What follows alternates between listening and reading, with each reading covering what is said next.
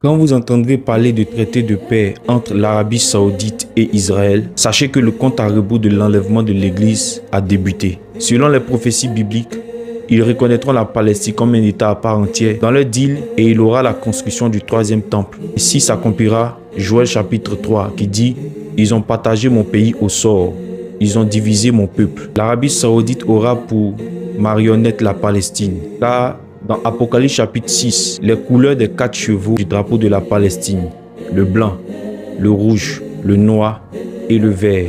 Le 4e cheval, dans d'autres versions, c'est mis pâle. Dans le grec, c'est chloros, qui veut dire vert. Et le cheval vert correspond à l'Arabie Saoudite, sur lequel il y a le drapeau vert. Il lui a été donné autorité sur un quart de la terre, pour faire périr les hommes par l'épée. Vous pouvez voir sur le drapeau de l'Arabie Saoudite l'épée. Et ce passage rejoint Ésaïe chapitre 28 qui dit que les dirigeants d'Israël vont faire un traité de paix avec l'Antichrist, que l'Éternel appelle le pacte de mort qui sera brisé par l'Antichrist à la moitié des 7 ans. Ce deal entre l'Arabie Saoudite et Israël sera un deal de 7 ans, mais de fausse paix. Selon Daniel chapitre 9 verset 27, il fera alliance avec plusieurs pour une semaine. À moitié de cette semaine, il fera cesser le sacrifice et l'autel.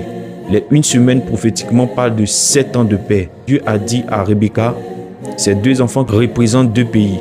Lorsque Jacob devait visiter son frère, Dieu a changé son nom dans Genèse chapitre 32 en Israël. Et dans l'histoire de Genèse chapitre 33, regardez 2 nations et non 2 hommes.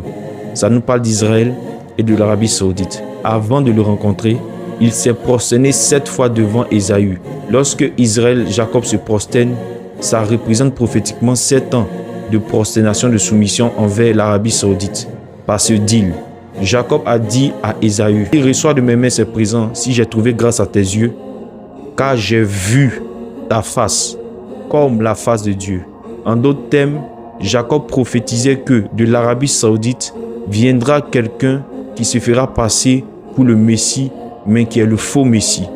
Or, dans le chapitre précédent, il avait rencontré le véritable Dieu. Mais dans Genèse 33, il dit « J'ai vu ta face comme la face de Dieu ». Il prophétisait que de l'Arabie Saoudite va venir quelqu'un qui va s'auto-proclamer Dieu. Ça veut dire que tu n'es pas Dieu, mais tu te fais Dieu. Tu te compares à Dieu. Au travers de cette action qu'il a posée, nous sommes dans les temps de la fin. Église, réveille-toi, notre époux arrive. Jésus revient. Église, réveille-toi, notre époux arrive. Voici l'époux, allons à sa rencontre.